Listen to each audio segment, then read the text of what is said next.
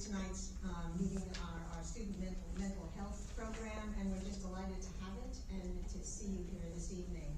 My name is Linda Herman, and I'm co-president of the League of Women Voters. Janet is my co-president, who's standing right here. And as I said, it's really my pleasure to welcome you this evening to this meeting titled Taking Care of Youth Mental Health. I'm joined by Ann Littleford over here, the PTA Mental Health Coordinator, and I'm pleased to mention that the PTA has joined us today because of our mutual interest in exploring the subject of mental health, of youth mental health, a matter of significant concern to so many because of what children are experiencing in the schools today.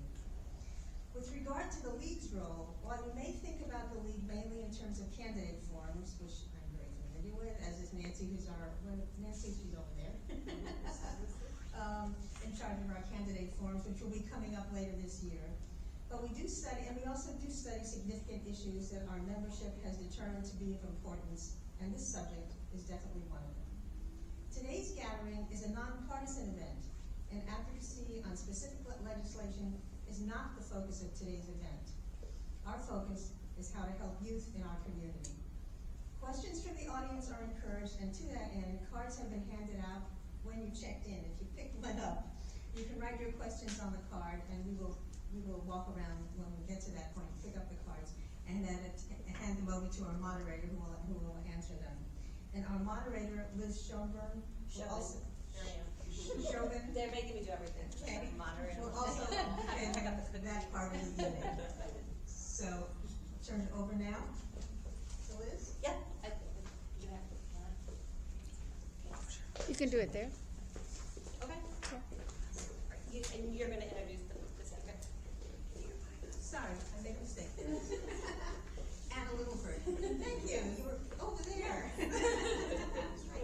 Yeah, I'll turn it over to you. Okay. Thank you. So I wanted to introduce myself. My name is Anna Littleford. I'm here on behalf of PVP/PTA Council. I wanted to also bring along my next year co-chair for the Mental Health Committee that we are running at a council level, Eliza Santarosa. Hi, everybody. And I'm super grateful that Eliza will be joining our PTA because she has grown up in the district. She has children now in the district, but she also heads up counseling services for MVUSD. So she's an incredible resource for anyone who wants to ask questions or connect about sort of bigger services that are available out in the community. We have had a shift. I think the pandemic, I think mental health has always been a problem.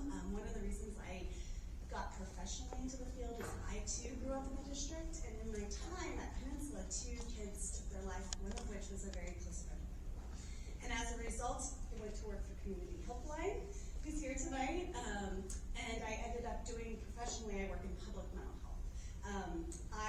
I am very concerned that nothing has changed in our community when it comes to mental health. So I'm incredibly grateful to you all tonight, because I think the first step is just talking about it. For so long it's been taboo, and the pandemic really helped open the door to talk about it, but there's a lot to talk about.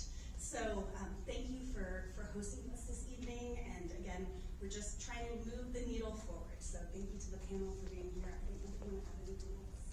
No, I'm just really happy to be here. Thank you.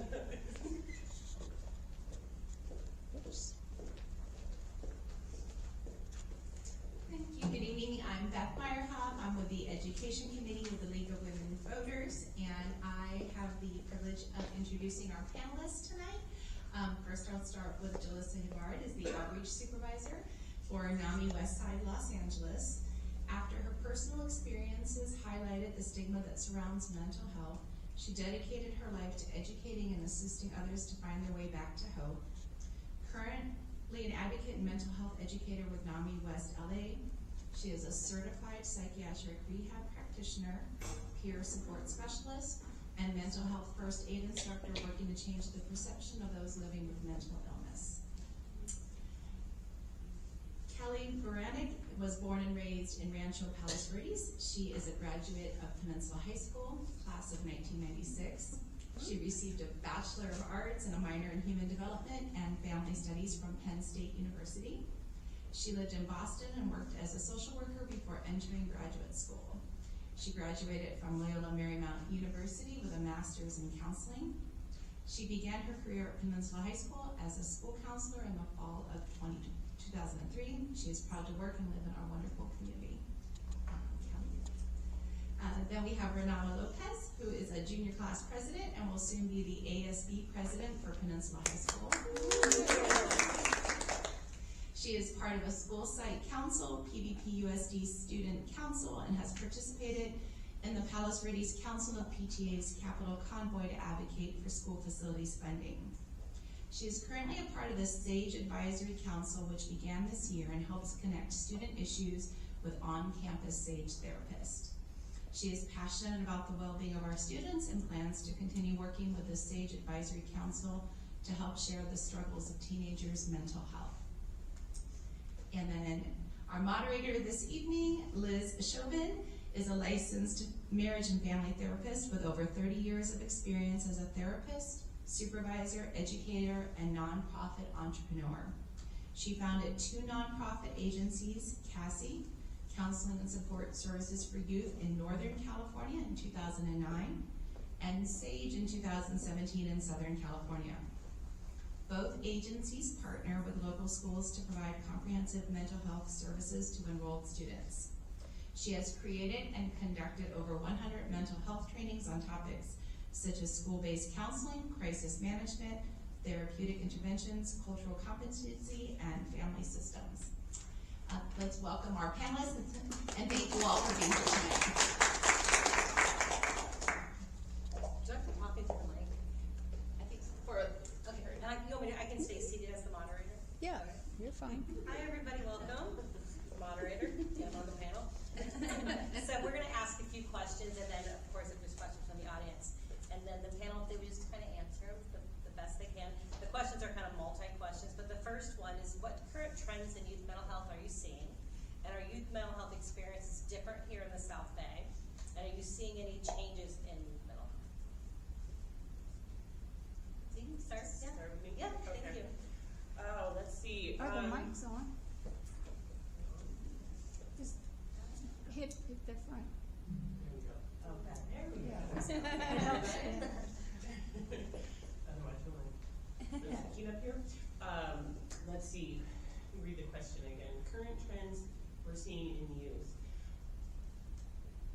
These kiddos are definitely impacted, especially considering, like was mentioned earlier, we have kids that skipped junior high altogether and went from elementary school to high school. Yeah. That is a big jump for a kiddo to not ever have that experience. We had kids that missed proms, missed, graduations, commencements, these milestones, and it has definitely impacted them. We have little kiddos that were unable to socialize, that were on Zoom. Second, third, fourth graders that were not able to be running around and making friends and having these connections. That has definitely impacted the kids that we're seeing. But on the flip side of that, they want to talk about it. They want to know about this stuff. They want to say, hey, this is what I'm feeling, or this is what I'm thinking, and how do I get support? So I do feel like that's kind of one of the silver linings of the pandemic, is that we are talking about this stuff now. We're all kind of realizing how close it can be.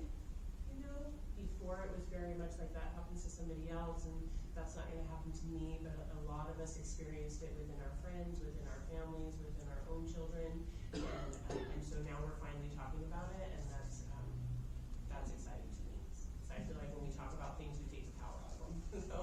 So that's what I'm definitely seeing with some of the kids, and I'll turn it over to somebody else for local ideas. I've been at Peninsula for 21 years, so most of my experience is just here in the South Bay. But I do know that a lot of the mental health issues tend to be the same and kind of elevated in affluent communities. So that's kind of tough, and trying to figure out why and different variations there. About 10 years ago, my colleagues, there's 7 counselors at Peninsula, said, wow, things are really different. My first 10 years, I rarely did a suicide risk assessment, maybe once every 5 or 6 years, and now they're definitely weekly between the 7 of us, but it didn't, people are like, oh, COVID. I'm like, it wasn't just COVID, it started about 10 years ago. I think the hard part since COVID is a lot of the adults they go home to are pretty mentally ill. I think COVID also took a really big toll on parents and adults, and I'd be Zooming with kids in COVID and their parents were not mentally sound, so it was really, really hard. And I think the average, the highest rate of suicide is in like their parents' age, which is really dying by suicide at a pretty high rate, but they're also going home to people that don't necessarily have mental health coping skills either. So I've definitely seen more of like a family mental health issue since COVID, but the issues are pretty much the same. They're just it kind of exacerbated it and made everything worse. And then we ran out of resources, so that was tough. Where we can't get a therapist appointment for 6 months. I'm like, but you're suicidal. They're like, that's, all the hospitals, they're all booked. Like that has been new and crazy and changing and not okay, especially for someone trying to get somebody to a safe place. I would never be able to live with myself if I couldn't get a kid somewhere and something happened. So luckily building, that's part of the reason we want to have like mental health resources and partnerships, and Greg Allen has been instrumental in that. I know he couldn't be here tonight. I have good therapists in the community that I say, here's their cell phone, you say I sent you, you'll get an appointment even if it's at 9 o'clock at night. But if we don't have some of those things, I'm worried about some of the resources that we're lacking. That's the biggest crisis I've seen lately too. Okay, so from a student perspective, going off of like COVID and definitely destigmatizing like the embarrassment of dealing with mental health issues, I think that advancement has made it like pretty easy for students to reach out, not only to seek for help, but also for students like me to advocate about it. I know I've gone to a lot of faculty meetings at Peninsula where the teachers have been receptive to listening to what I have to say, and a lot of it comes from stress in school. We've talked to teachers about helpful practices and non-helpful practices within the classroom. Things like announcing if you have a specific plan because you, what are those counseling plans called, like the 204 plans? Oh, like a 504. Yeah. 504. We'll be like called out for that. Yeah, a lot of teachers will say, come up to the front of the class if you have a 504 plan, and it definitely makes kids uncomfortable. So it is nice though, a lot of the teachers that I talked to about that, they have not even realized that they were causing harm by doing that. So they're definitely receptive. But along with that and talking about mental health so much, I think a common trend is a lot of kids are overusing like certain words within the mental health community. I hear a lot of students talking about, oh, I have such bad anxiety today because I have a math test or something like that. And I think a lot of people are not really seeing the severity of like how people that are clinically struggling with anxiety, what struggles they have to face. So I think that's definitely an issue within our generation. And going off of our youth mental health experience is different here in the South Bay. I think the biggest one would probably be about college. I know a lot of students, especially at Peninsula High, everyone wants to go to a prestigious college, whatever that means. So it's a lot of reaching for the UCs, a lot of reaching for a 5.0 GPA, extracurriculars. I know I'm really involved, but it's because I care, and it's not because I want to get into a prestigious high school and college. And a lot of high school students, they're struggling with mental health, and they don't even realize. Those are the students that don't realize they're struggling because it's all coming from the stress of parents telling them they need to go there to be successful, peers telling them, teachers not so much, to be completely honest, but definitely just parents and peers forcing them to get into an Ivy or get into a UC in order to be successful. So definitely that competition. Thank you. So I'll touch on a few things. I totally echo what Kelly's saying about the trends and the things that we're seeing are very common in this community. the agencies that I created and where I'm partnering in Northern California is Palo Alto, Los Gatos, Saratoga, down here it's La Cañada. They're, at the end of the year, we kind of track like what are trends, what are kids seeing. All the schools are seeing the same thing, so I always tell parents, like, it's not, you're not doing something, there's nothing in your water. So every kid is experiencing stress, but I'm always here to offer hope. And you look at the Renates of the world, and 20, 30 years ago, and Kelly can say that, when we would do these things, you very rarely would get a student, maybe, they wouldn't want to be like, I'm not going to go to an event where I talk about mental health. What's mental health? They wouldn't be articulate, they wouldn't be poised, and not only is she doing all of that, but she's okay talking about mental health, and so are all the students. So we've made huge strides. I want to start with that. And then as far as, I also agree with Kelly, good luck finding a therapist. So if you ever talk to any young people, tell them to get into the field. Because it's a growing field and we need them. And then work 24 hours a day. Yes. And I will really push tonight Alcove. They don't pay me, but I love them. So Alcove is maybe 6 months old. And it was created by this grant, I think, through Stanford. There's only 2 in the country, one in Palo Alto and one here. State. It was the state, yeah. Mental Yeah, Health Services Act. yeah, and it was, I think it was modeled after something in Australia. Maybe. But we have wellness centers in the high school that kids could come in and see people for free. This is kind of like a wellness center in the community. The difference is this is for 12 to 25 years old, so it's free. So a lot of times you finish high school, where are you going to go? So until 25 years old, everything at Alcove is free. Mental health, psychiatric eval, or read it. Physical health, substance abuse, peer support, they have tutoring. Please use Alcove. It is such a fantastic center. So I'll be pushing it all night, but that's my little push for them. Because there's only 2 in the state, right? And there might only be 2 in the country because California's always, right? Yeah, I toured it. A part of the state advisory group, and the one thing about Alcove that I think is incredible is they have an advisory council ran by students as well, and every single piece of furniture, every single piece of artwork, it's all picked out by high school students and out of high school students, and it's just incredible because you go in there and it's everything a teenager wants to see. It's colorful. I know a lot of like therapists, like a lot of like offices, it just looks like a hospital room, and it just feels like, oh, I don't want to be here. Alcove, it's just, they have thrift days where you can bring in old clothes and thrift clothes with friends. They have karaoke nights. It's so incredible, and I can't stress enough how awesome it is, what a great resource it is, and it's definitely bringing a fun side and a happier side to like talking about mental health, definitely. And it's all free. And there's it's on It's cost. on the beach, like the beach city. Yeah. So like, And it's free to the districts, and I don't know what these have different terms, but it's like San Pedro, Palos Verdes, all the beach cities, maybe El Segundo.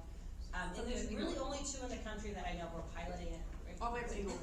Sorry? Up to Inglewood. Up to Inglewood, okay, so you know that. It's called, I forget what they call it, but it's our area. What's it called? Spot. Yes, thank you. I knew it had a name. We're Tampa. And then I also wanted, when Kelly talked about the suicide risk assessments, I think sometimes parents are like, oh my gosh, and like I told you, in all the communities where I've worked, they've all become more prevalent. But that is because the students have the language, the wherewithal, instead of self-harming, going to the bathroom crying and trying to take their lives 3 or 4 times, they come right to the counseling offices and they say, you know what, I'm really hurting. So that is huge, such a huge success, and you can tell by the Renates of the world that kids are coming in. That's what they do. Okay, I'm going to go to the next question. The moderator again. Okay, what trends are you seeing pertaining to drugs and alcohol use? And with the legalization of marijuana, how is that being handled? Has it added anything to the mix of that? Well, I would say messaging works because the no smoking, no cigarette smoking, no tobacco smoking, the kids have that message. They are not interested in smoking like that at all. But they don't know, and none of us know, what is going to happen 20 years from now with inhaled vaping and these things. And so on the one side, it's like we can get this message out there. They will accept it. They'll understand it. They'll hear it. But a lot of times I feel like there's sometimes a disconnect, especially with when it comes to mental health and when it comes to some of these things, especially when we're talking about marijuana. I remember I was at a school recently, and one of the kiddos disclosed to me that he used marijuana, and wanted to know if that was going to be harmful to him. And I explained that there is the possibility that if there is something in your genetics, in your family heredity, that it can exacerbate or bring on symptoms. And he said, well, we don't have any of that. Which I laughed at because I was like, how do you know? Did your parents tell you that you don't have anybody in your family that has ever had any type of issue with bipolar or schizophrenia or any other type, schizotype affective situations or psychosis? Because most of the time families don't talk about that. So even if it did happen in your family, how would you even know? Because they're not going to tell you. Your parents, your grandparents, your aunts and uncles, they're not talking about that because there is such stigma about mental health challenges, and especially depending on the culture you're in, we're really not going to talk about it. I definitely have heard stories of Latin and Hispanic families that are like, oh yeah, we had an aunt and she was always talking to herself.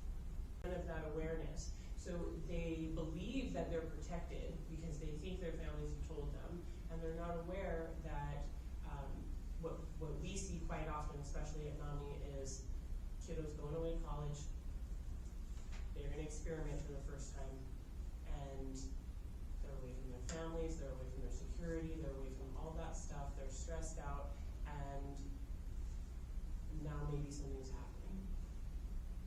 We have to be willing to have these conversations and be unafraid to share these things, because you could potentially divert your young person from experiencing this, or at least having it impact them at 18 or 16 or 20, instead of much later or even not at all. So for me, that's where I get really nervous is kids think, well, I'll be fine because we don't have that. But if you don't know and you're out there, experimenting, and then these things happen, we have to be willing to talk about that stuff. I feel like we have the potential to make that impact, but I also think that message gets lost, especially right now, because it's like this ubiquitous thing that it doesn't hurt anybody, it's medicine, it's going to fix everything, it cures cancer, and it stops seizures, and all these things, which potentially does and has medicinal benefits. But when we're talking about young people, and it's funny because the story that I gave to my own children was, look at us. I started experimenting with drugs when I was very young because of my own family issues. My husband did not even touch anything until he was way out of high school. The differences in the trajectory of our lives were very evident. And I try to explain to kids that I know it doesn't seem like it, but life is really long and you'll have a lot of time. You don't have to rush into being an adult. You don't need to rush into these things because you have plenty of time. So those kind of conversations with young people, and especially if I could give any word of advice to parents, is let them talk. Let them tell you the scary things. Let them say to you those things, and let them know that they're allowed to say those things to you. I feel like we have this idea that we want to, and when I speak to high schoolers, I tell them, your parents are afraid. That's why. They just want everything to be safe for you, and they just want to protect you, so they might say things or do things because they just want to protect you. But we have to be willing to understand that by the time they're 15 or 16, they're kind of set. Now it's our chance to let them expand their wings and feel safe at home, so that they know they can come to us and turn to us when they have those scary things. Because I would much rather my child say, oh my gosh, this terrible thing's happened to me, I need to tell my mom, than, oh my gosh, I can't tell my parents about this thing that happened to me. And I feel like a lot of kids live in that space, and we have to be the ones to say, as scary as it is, please come and talk to me. As scary as it is, we're going to get through this. Obviously it's different when you're talking about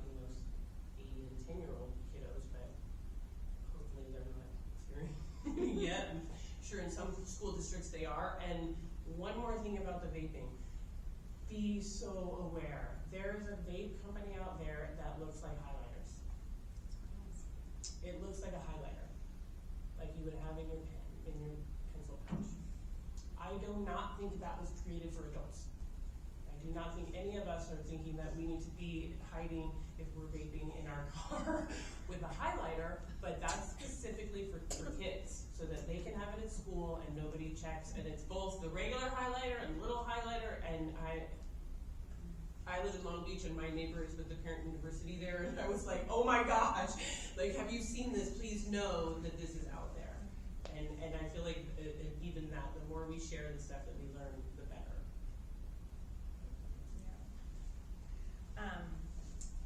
I feel very blessed in my role as a school counselor, where my district values, we don't get involved in discipline. In a lot of districts, the counselors, it's not supposed to be their role, but they get forced into doing discipline. And once you discipline a student, if they're struggling and have issues, they're definitely not gonna come talk to you. So I don't deal a lot with the kids getting caught, or like, sometimes if obviously afterwards, you know, the administrator who's over discipline will say, I'm worried about this student in general. Because in most situations, students aren't using because their lives are perfect at home or perfect in general.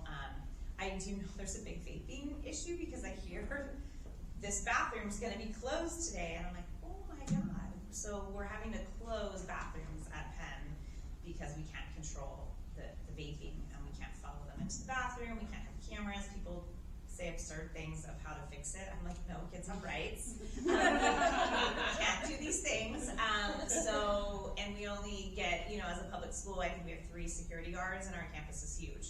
So they just shut bathrooms, and the poor kids know that if you have to go, they're only open. There's like 2 open at one time, and that to me, so I know, and with all the apparatuses, I feel like an old person, because, I mean, and our kids typically have money, so they get all the new fancy stuff, but I just kind of see it, but I know it's an issue. And then when I do get kids that come in and feel safe enough, I always reiterate to them, I'm not gonna discipline you. Like, are you vaping? Are you doing something? Because something's up. And when they do share with me, it's, you know, it's always a conversation we have where I'm like, we've got to figure out what's going on with you as to why you're choosing this as your coping skill. Because you're harming yourself. Obviously, your parents are really upset. You're getting into trouble. And one of the things I learned a million years ago in grad school is if you keep in mind that no kid wants to be in trouble.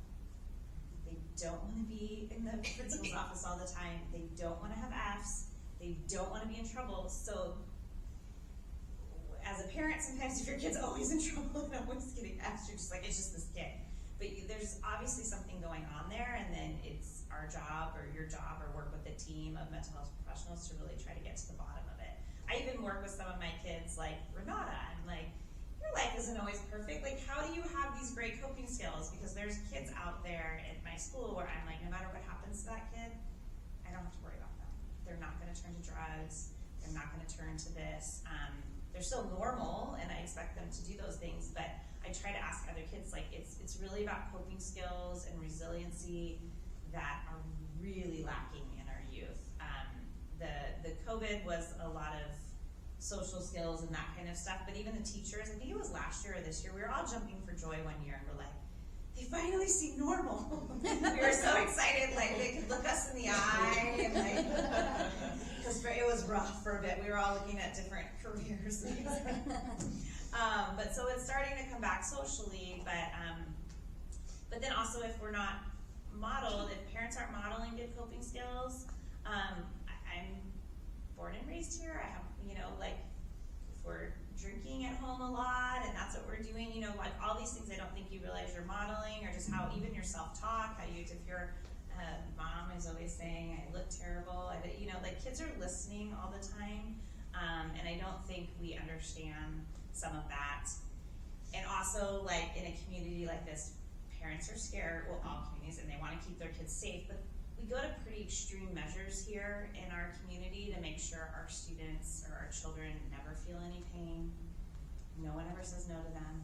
They aren't no, don't give them any deadlines for homework because that stresses them out. And I'm telling you, that's making their mental health skyrocket because when they leave here, they have zero confidence that they can do anything for themselves.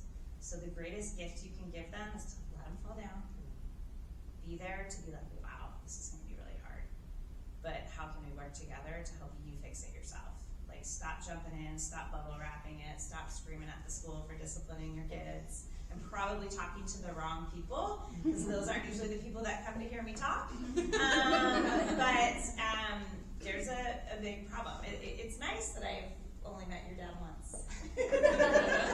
Like there's something to say about, I've never met their parent. That's awesome, like in high school, right? You know? But that's kind of my take on that. So for me, instead of like a student perspective, I'd probably like to give a teenager perspective outside of school. Honestly, I think growing up, going through quarantine and everything, a lot of people were bored. We didn't have stuff to do, so we turned to other things. And I see more of a decline in smoking nicotine because a lot of students don't think it's cool anymore, which is great. It's a lot of people are like, yeah, it's so bad for you. Athletes at schools are very against smoking nicotine for like various reasons. They just believe it's gonna ruin their athletic careers, stuff like that. But in turn, they have turned a lot more to like smoking marijuana, and a lot of that is because teenagers are under the impression that you can't get addicted to marijuana in the same way that you can get addicted to nicotine. And in a sense, you can't get as addicted, but you can become reliant. You can use it as a coping method as that until they're really deep in and they can't get out of it. And I think it all goes back to like how they're struggling. Quarantine also, you spent so much time by yourself. You found self-identity, you found things that you liked, things that you didn't like. You were able to like find a new way to like express yourself, and I think a lot of kids definitely got confused with like how they felt, and they didn't have like reassurance from like how you said parents. It all goes back to how your parents support you. I know like for my dad and for a lot of parents in like with people that I'm friends with, the people that aren't doing these things, their parents are not helicopter parents. Their parents are not on them checking their location. They're not asking them, like drug testing them. They're simply telling them, you need to like be honest with me and I will be here, whether it's terrible, whether it's good, I want to be here. And those are the kids that genuinely turn away from it. It's typically, in the way that I see it, it's typically the kids that have helicopter parents that want to rebel and want to go against what their parents are telling them not to do. And it really gets them into like a deep spot because it just makes them feel better to know that they're getting around it, because teenagers are sneaky. We know how to get around it. So I think the biggest piece of advice for that is just be mindful. I know a lot of parents immediately think if your kid has like tantrums or starts getting like bad attitudes, they're like, oh, you're addicted to nicotine, like you're smoking. I know you are. That like most of the time they probably won't be, just because I really do mean it when I say that nicotine has gone down a lot amongst like our community and our generation, but it's probably just they don't feel like they can talk to you about stuff. So just make that like nice environment, that welcoming environment for them to be able to talk, to share their issues, because 9 times out of 10, they're turning to these things because of issues, not because they just want to like have fun and be crazy. It's typically because they want to suppress things and not talk about other things that they're dealing with. And if I could just piggyback on what Renata says, when we helicopter our kids, we're telling them that they can't. So like, we're monitoring their grades, over the top, checking Aries every day. That's our computer system when I check grades, because we don't think they're capable, they're smart. Those are the subtle messages that you're telling your kids. So these are typically kids that have low self-worth, not all, but they're not getting any self-esteem at home. Their parents don't even think they're capable of going a week without checking grades. And so it is their way typically to rebel or just control some part, or they at least feel good about themselves when they're high because they're not They literally have no self-esteem, and then you send them off to college after micromanaging them for 4 years. That's even more scary to me. Because if they really screw it all up in high school, the consequences are still really small. I tell parents, like, if they flunk out of high school, what's the worst thing that can happen to them? And they're like, stuck. They're like, I kick them out, they go to jail, like, no, community college. And that's a beautiful free thing. So I don't know why they're so afraid to let them screw up in high school when the consequences are so small. And even if they do something where they do break the law, again, still very small, they're underage, you can come and help them. If they get addicted or whatever, you can force treatment. But if they don't have any of that room, they're 18 now and they go off, no one can even call you if they're in trouble. So I know it's hard because I have 2 kids. I have a 6th and 7th grader, and it just breaks my heart when they're in pain or they do really stupid things that I knew could have been prevented had they just listened to me. But it's just, I'd rather them, the consequences are still so small.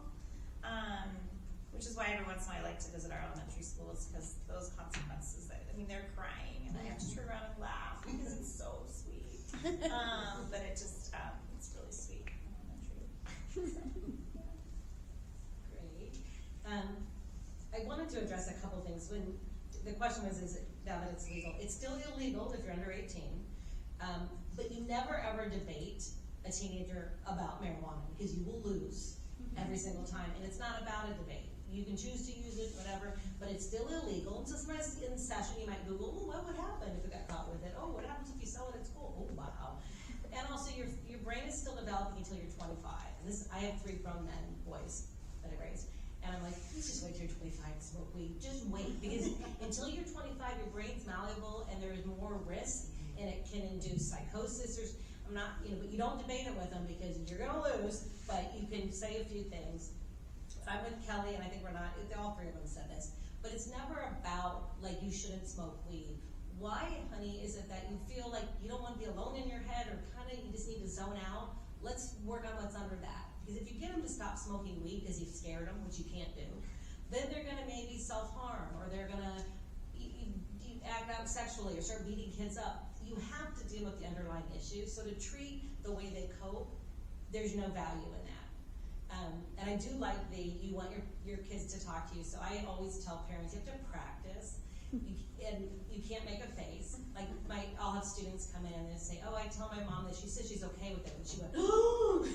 So you can't ever make faces. And I highly encourage, especially when they're still somewhat young, to talk in the car. They look ahead, I'm sure you guys have heard this before, and they can't see your expression, and you can start to practice, like, and they'll say things like, oh, Mom, someone at school was talking about marijuana, and they can't see your face.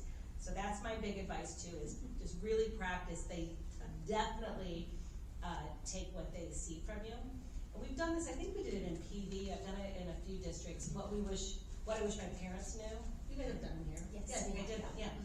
Those are fantastic, so if any parents ever want to go, but the kids are the ones that agree with all the things I'm saying. But it is that you don't want your parents to make certain comments, and it's really hard as a parent. And I know Kelly's probably like me, like, I am a really good therapist. If my kids come home crying, I want to fix it, I want to cry, you can't do it. Yeah, get somebody else. So let the professionals or let the school counselors help your kids, because as a mom or a dad, you're so connected. So, but never debate marijuana issues with the teen.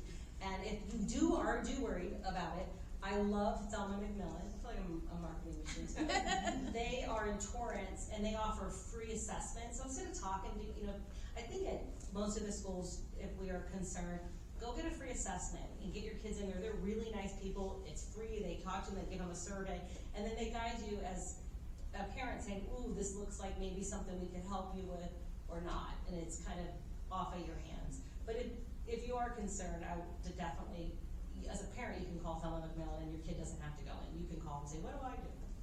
Okay. So I'm going to move to the next set of questions. What can we do as a community to help our youth? What are some resources, websites that you can direct families and communities to? Things like this. I mean, obviously this is fantastic, and the more conversations that we can have, the more that we can share this type of information, especially with parents. know they're busy and they're overwhelmed a lot of times, and probably feeding their families right now, and why some of them didn't show up tonight. But I feel like there are so many resources out there, and it's very hard to find them sometimes. NAMI is the National Alliance on Mental Illness, and we provide free support and education for those that live with mental health challenges or their family members or friends. We specifically focus, especially our services are for over 18, so for our support groups and our classes. But we have an online class called NAMI Basics, and it's on demand through our national website, NAMI.org, and that is an online class that's for parents of kids ages 12 to 22 that goes over mental health conditions, diagnoses, benefits, IEP process, all those types of things that you're looking for answers for and you might not understand where to go. We have that available for parents. We also do presentations. So we have a program called Ending the Silence, and it is a mental health awareness and suicide prevention presentation that we do in schools. I have been lucky enough to do it for some 6th and 7th grade all the way down to 6th and 7th, which is really the great time to get them. When you start getting into 9th and 10th, they kind of close up and they're not listening. By the time they're back to junior and senior, they open up again a little bit, but the 6th graders are on fire for this information, and they want it, and they ask questions, and they're passionate about it. So we have that presentation available for students. We have a different version of that for family members, and another version of that for staff members at schools. Part of our current contract with the Department of Mental Health is we provide mental health first aid and QPR. QPR is question, persuade, refer. It's specific for suicide. And we are contracted to do that through the end of 25, and hopefully it will just keep going. And everything that we offer is free. So anything, if you wanted to train your group, if you wanted to bring a group together, I've trained everyone from school nurses to professors at Cal State Long Beach, firemen, anybody that wants more information about this. And we often have clinicians join. I'm going to be back here on Thursday in Torrance doing Doctors for Optum. So, and those types of things, like I said before, like when we talk about these things, people need to understand that, like, you're not alone. Like, that's the NAMI national slogan. You are not alone. I felt alone. My sister felt alone. My son felt alone. And I tell my kids now, I feel like feeling alone is what makes us all the same. So you're not alone, whatever it is that you're going through. And I love the fact that there are wellness resource centers on school campuses now. There's these resource rooms. I was the girl hiding in the bathroom, or ditching class and just leaving. And now I'm like, you can come to this place and talk and share and get support, which I feel like is just steps in the right direction for some of these young people. So there is so much out there. Department of Mental Health has resource navigators, depending on your age that you're looking for. So older adult, regular adult age, transitional age youth, age 16 to 24. And these are people that understand there's too many resources out there for us to find. So if you call them, connect with them, they can help you find resources specific to the age group that you're looking for. But there's things available on your phones. There's things available, there's so much out there if you start opening yourself up to it. And for those of us that are in here, the more you know, all of a sudden you become that person. I don't know if that's happened to anybody in here, but when you start to know a little bit more and you start to share a little bit, they come out of the woodwork. You'll get calls, you'll get text messages, hey, this is happening, hey, that's happening. And I did want to mention, it's totally normal for your teenage child not to want to speak to you. That's like by nature. That's a design of human beings so that children leave the house, leave their village, and go find another village, and there's that inbreeding. So it's totally okay. And this is what I tell people, it's okay if your kid doesn't want to talk to you, but they should want to talk to somebody. And even for those of us that do this work, my daughter knows that this is what I do for a living, and I educate about this and I talk about this. Her brother attempted suicide, so we've been through all of this. And it took her 3 months to work up the courage to tell me that she wanted to talk to somebody. skittish about talking about mental health, or they've had any kind of, oh no, we're not into that, they're not gonna ask. And we have to be willing to take those steps and allow that, and understand they don't wanna talk to us, but they will talk to their friends' parents, or they'll listen to the, my daughter's friends are always coming to me with questions, she's like, Mom, get out of here, but they're like, wait, what about this? So those kind of relationships that you develop and allow, to become that parent that people can turn to, because you will help kids. You will help kids. Yeah, my middle schoolers don't want to talk to me. Which is why I'm like, well, my high school kids think I'm cool. And they're like, no, they don't. And then you'll tell them, she's cool.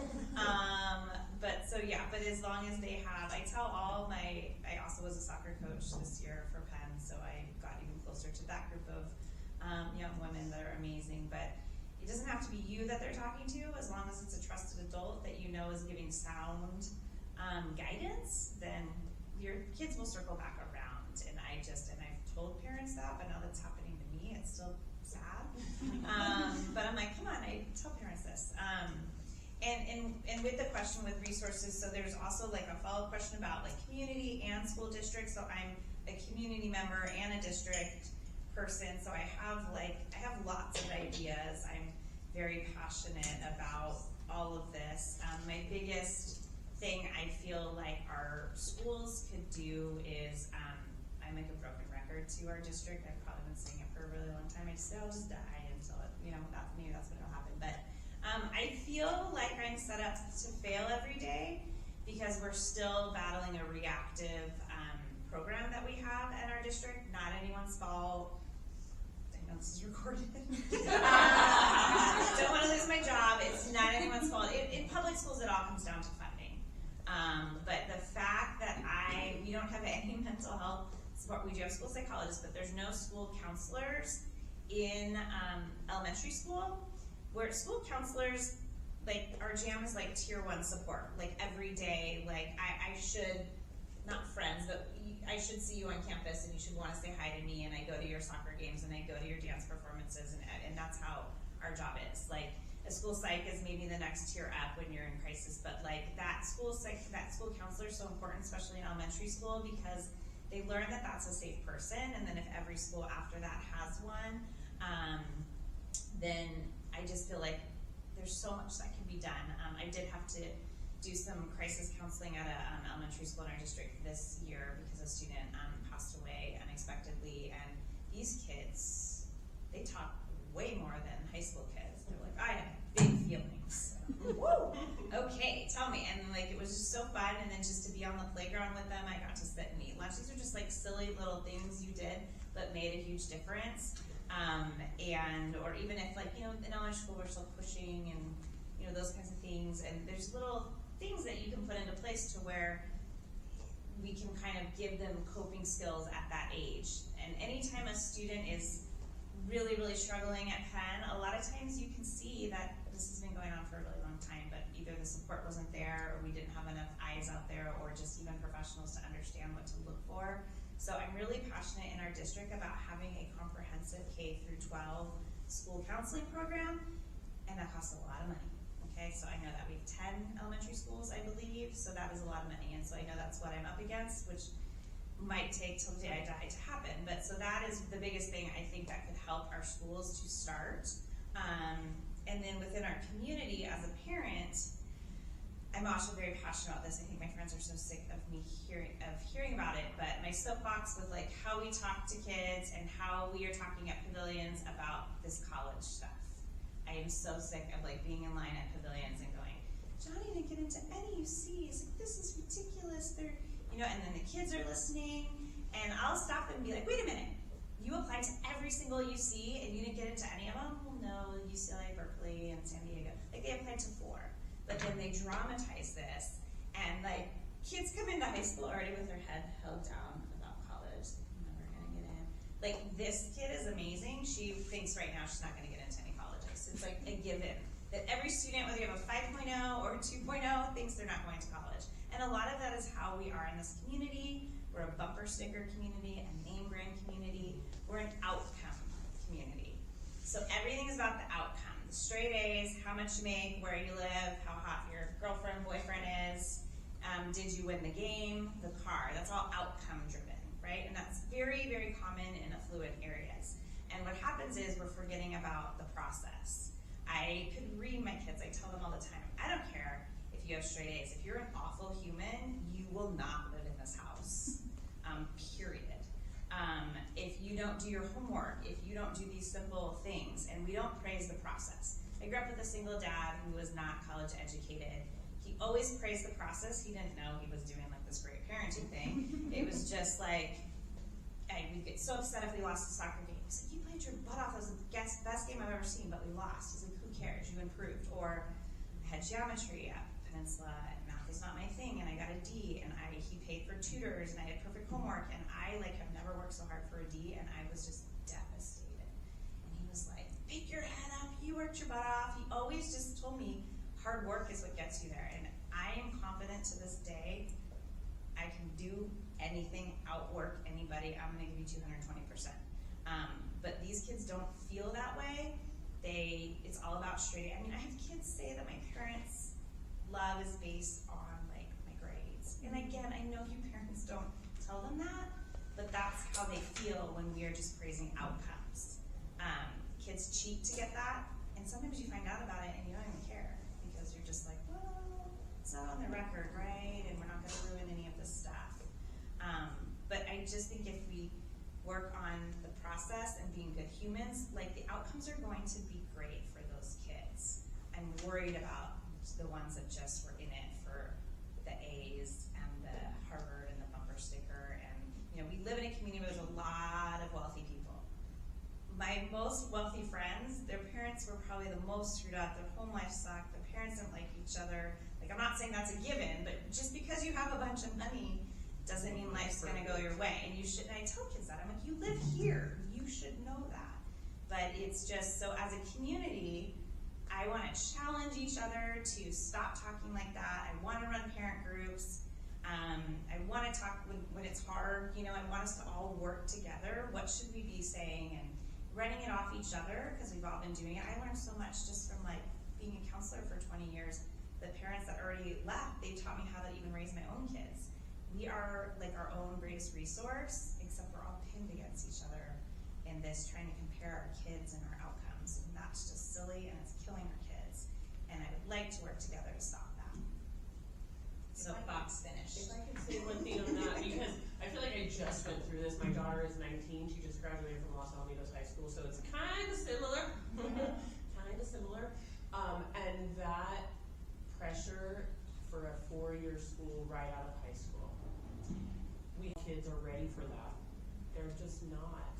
And when we're talking about outcomes, the outcome of going to a community college is saving thousands and thousands and thousands of dollars in financial aid or trust fund or whatever it is that you're paying it from. But the other side is that no one checks the receipts. So you know what? They're not going to know if you went to UCLA for 4 years or 2 years. They're going to know you graduated from UCLA. And we need to make that conversation more accessible, especially to kiddos in these types of areas, because they are not getting that. The idea that you would go to a community college is like, oh, what happened to you? But when you look at the individual and that individual student and what they're going through, it's different. So it's not a universal thing. My daughter would not have made it.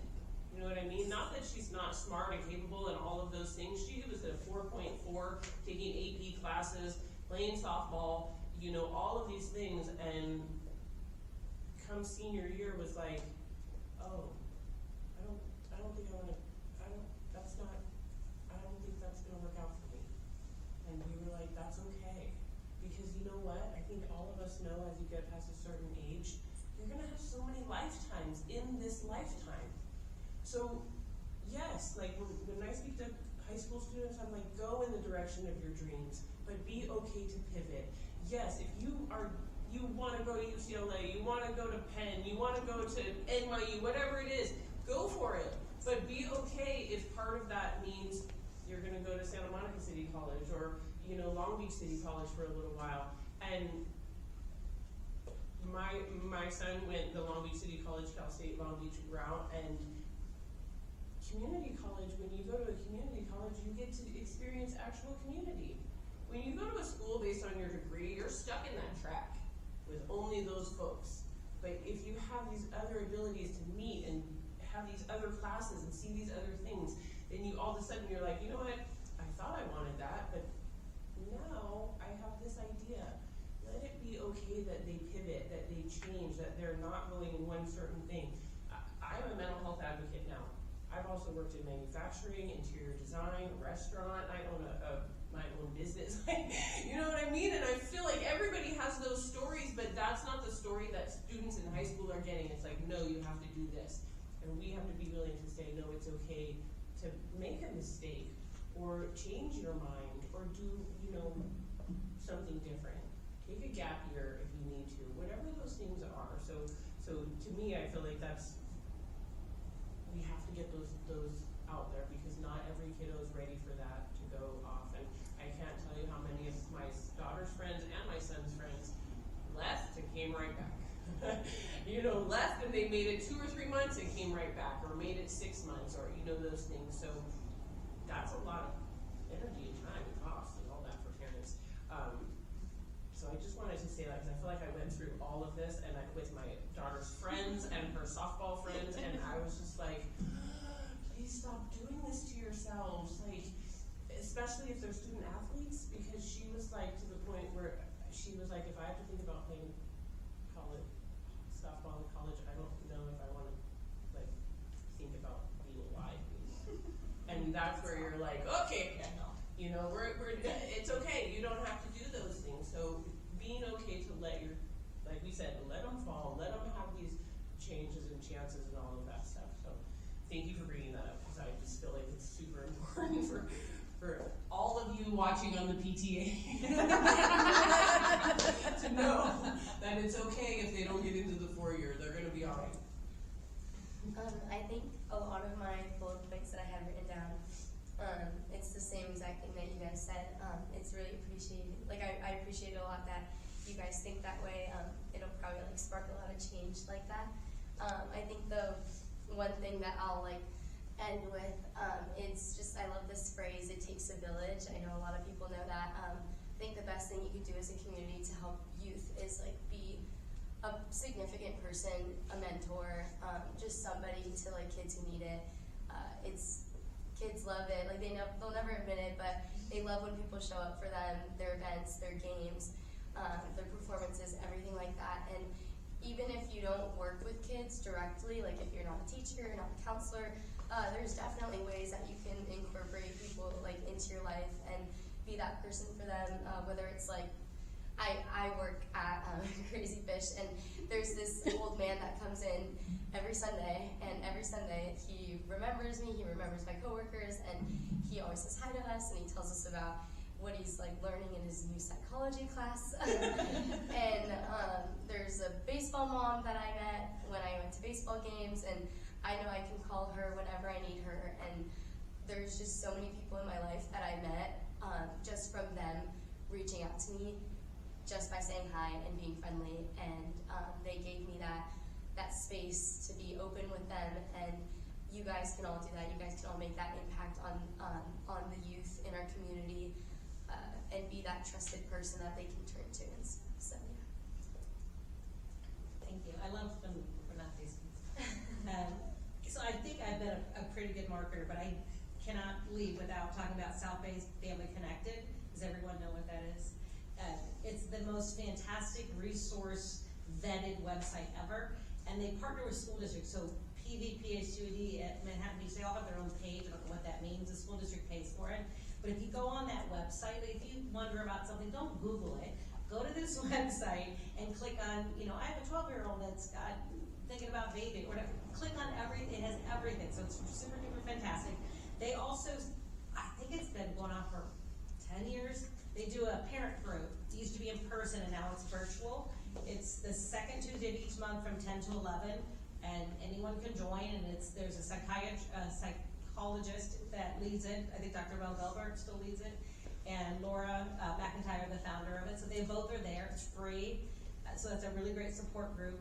Everything already exists. Don't ever research, like I gotta find a new thing. You can also always call 211. I learned that a long time ago. That's like a helpline. You call them and go, oh, I need help. I need food for a family in Inglewood that wants to get food on Tuesdays and they don't eat meat. They'll find it for you. And also the crisis text line. It's 24/7. It's a text help thing, 741-741, and then you text back and forth. It's for any age, but it's so great because I volunteer on there, and it's a lot of, I don't know how old the kids are texting me or the grown-ups, but you don't have to talk. But also, you sometimes can't talk because you're in the bathroom stall and you're embarrassed. And so now you can go in there and you can do a whole session in the bathroom with a crisis person. So that's a really good thing. And then as far as the schools, I want to really commend PVPUSD. This is our 7th year. We just finished partnering with them. So my agency puts a real-life therapist on every secondary school. There's 3 therapists every single day at Peninsula High School that the kids can see for free. You can walk and say, hey, I need help. As a parent, you can call them. And that's in addition to all the great counselors and all the other support. 3 full-time therapists, 2 at PV High, and then 1 at each of the middle schools. I do believe, like Kelly said, we need some things in the elementary, counselors or some support, but at least PV does put their funding there. I mean, not every school district does that. And I encourage families to really utilize that. Even if your student doesn't want to come in, you can call the therapist there and ask them questions.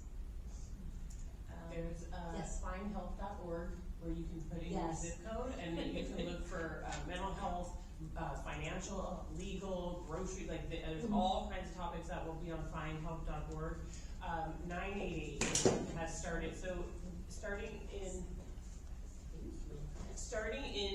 2022, there is a new national number to call or text. So instead of 911, where you get first responders, you can call or text 988 and be immediately connected to a local crisis response or suicide prevention organization. That's because 1 out of every 3 police phone calls is actually a mental health call. I work with the police. They didn't sign up to be social workers. Also, the California Department of Education and Living Works has an online training that's 90 minutes long, and it is for anyone 13 and over, and they can get 90 minutes of community service hours for completing this online training. 13 and over, they can do that, and that is free for anyone who works in a school. So any school staff that wants to take it can also take that training as well. And then there is a teen line where teens answer the line for other teens.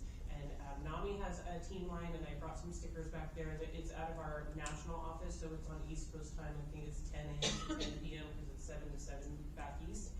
But again, available for kiddos to talk to other kiddos. And I am a crisis counselor on the crisis text line as well, and that used to be on the back of all student ideas. Yeah. It used to be the crisis text line, and then I was at a high school the other day, and I was like, it's on the back, and they're like, no, it's not, and they switched it to 988. So now 988 is on the back of all student IDs in the state of California. So every student has a resource with them at all times. They just don't know it exists because it's on the back of the ID, and it's probably in like size 8 font. So Did you know It's those really existed? Yes, I have mine with me. We have a local helpline too that is local. It's called Community Helpline. It's been a resource for students, also for students to get community service because they have teen to teen ones as well. I have a lot of like students that work on it and find it really rewarding as well. It is really small. it is really small, but it's there. They have young eyes. Yeah. And going off of this, our stage therapists on campus, they have a yearly presentation that they go to every single English class on campus, and they talk about this, and they talk about what each one does and how you can reach it and everything, so everyone is aware. Yes, it's great. Could we take questions from the audience? Sure. Yes. Yeah, do you want me to walk and get them, or? Are there questions here? Any questions from the audience? I have a question. They're written, right? Wait a minute, can you bring it up? Did you write it? No.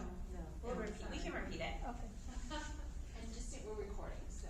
Okay, good, thank you. So my question is relative to, my freshman, her teacher talked about resiliency, as it relates to the current class or a group of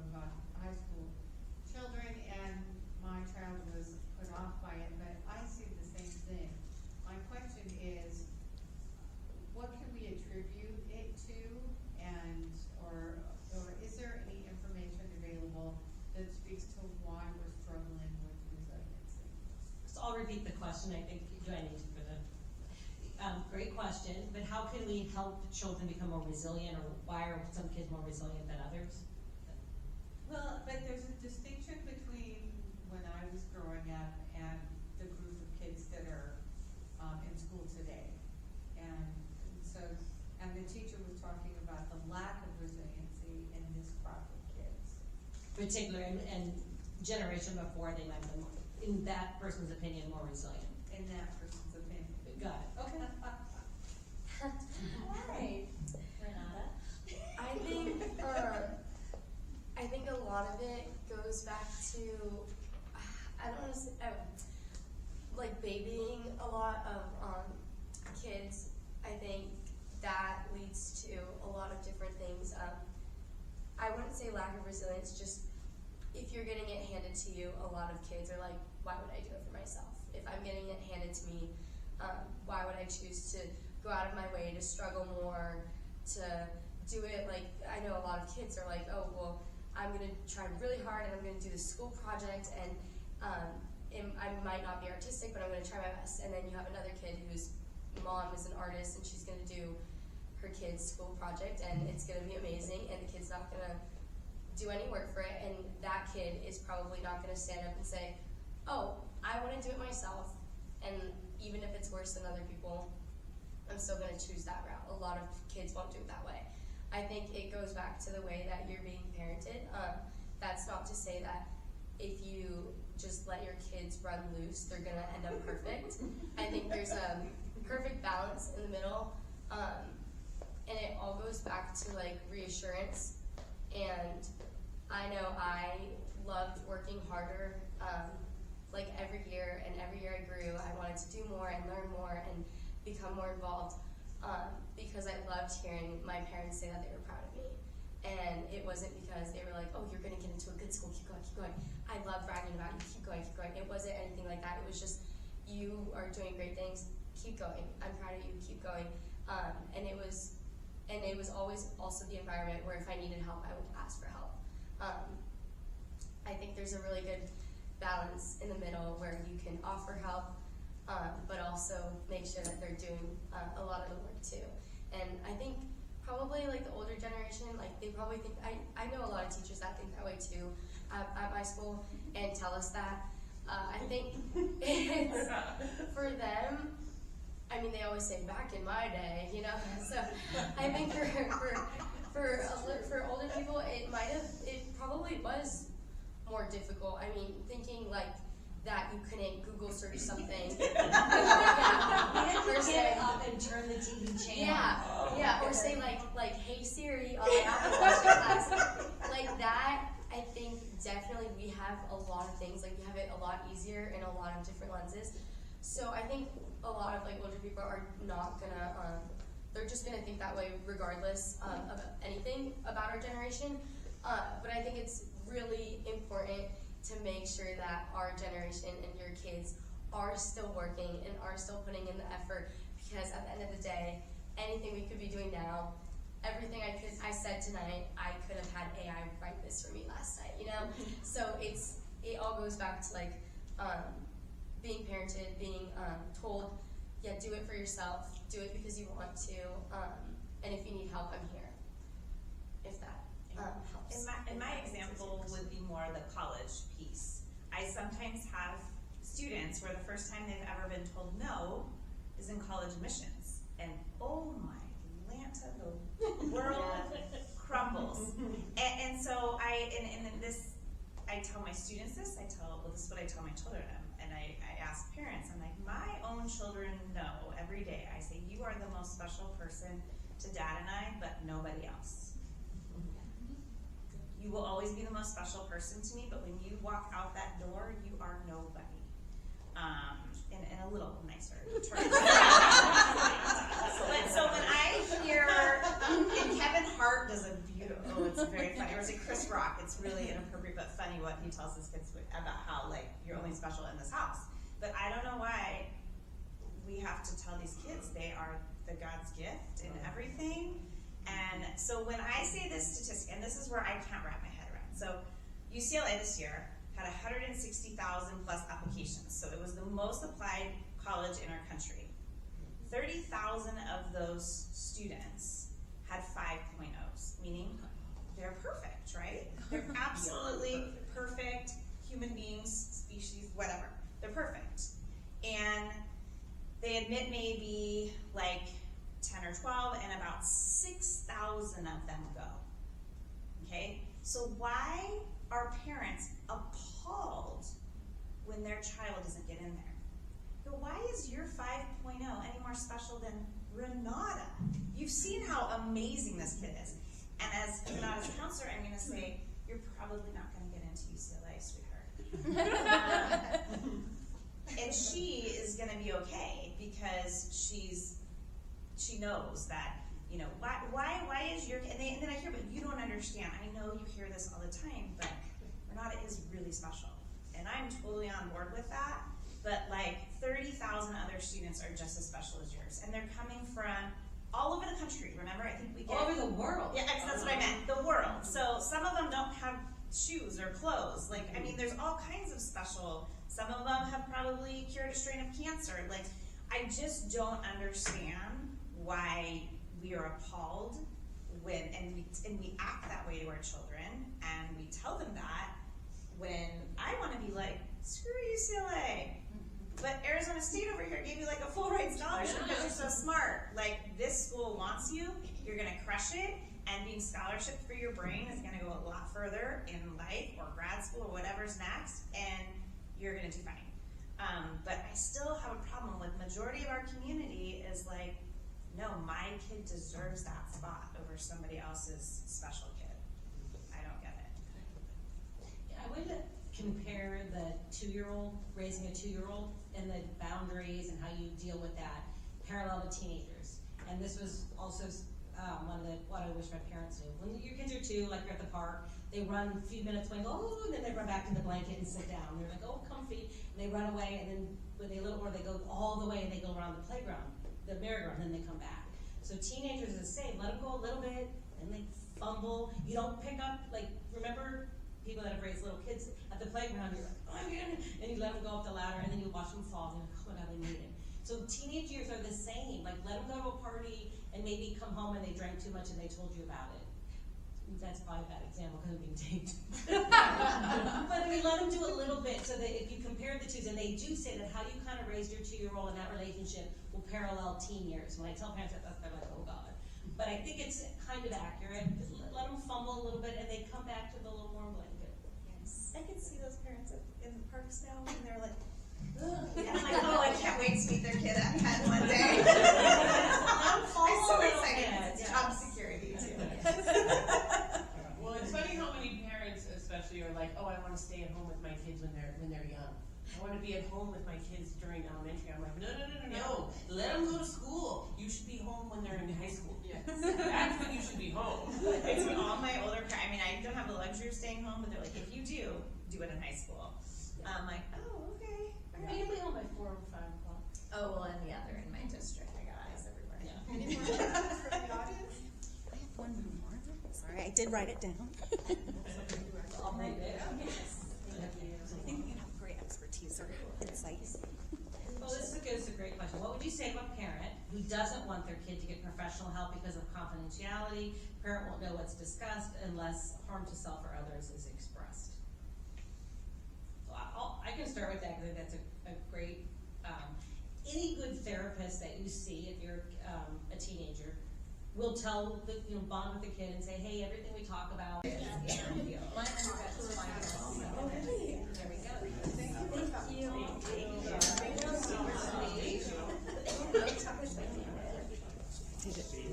I don't know.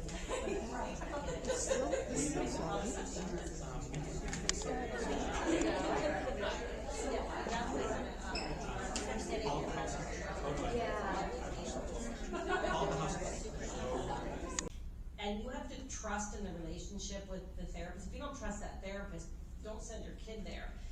But most kids that come in to see us, one of their biggest issues is I want a relationship that's better, open more communication with my parents. So that's what we're working on.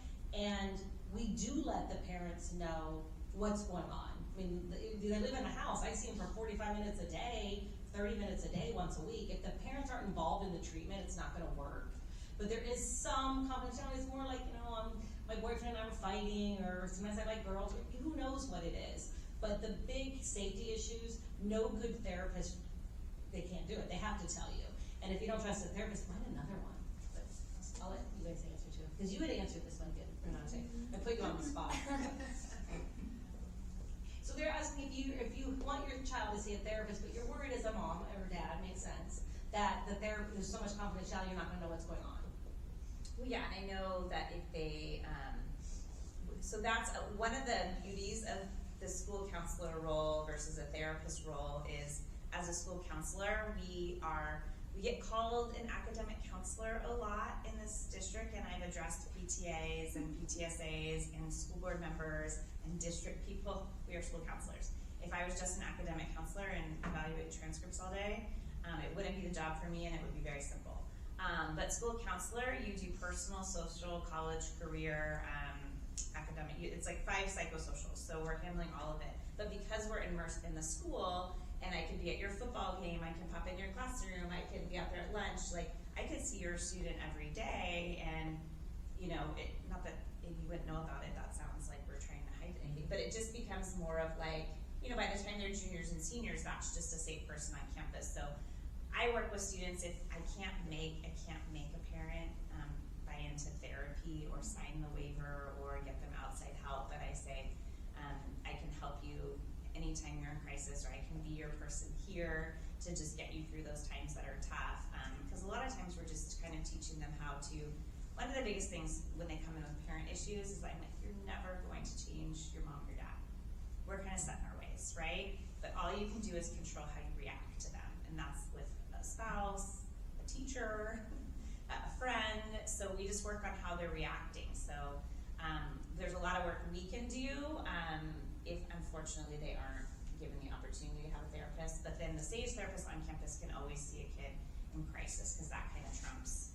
And then if a student ever discloses they're at harm to self or others, or using drugs at a very scary rate, they know that we have to call their parents as well. But most of the stuff, because we're so involved in the school along the way they always see us, it becomes more of a natural, it's easier for us sometimes the older they get.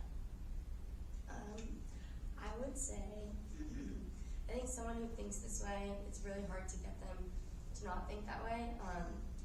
I would probably say, like, if not them, then who? It would just be a matter of showing, like, if you don't open up to talking, like having your kid talk to a therapist, they might turn to other things like drugs and alcohol and doing bad, like, self-harm. So if not them, then who? And I think going back to what Ms. Chauvin said, like, my therapist, she helps me every day communicate more with my dad on, like, what we want to work with together.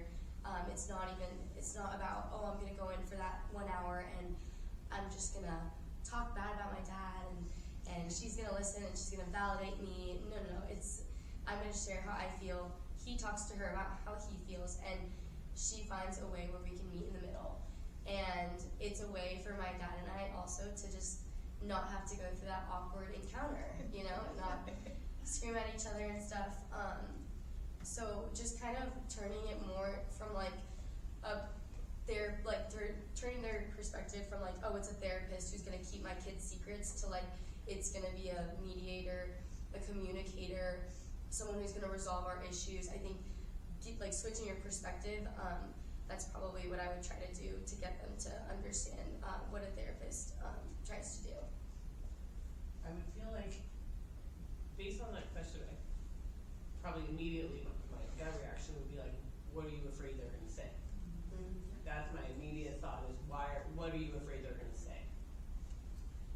If it's no, let's pretend that that's not what's happening, and they just want to know, it's that idea that if you know they're going to tell you if your child is in danger,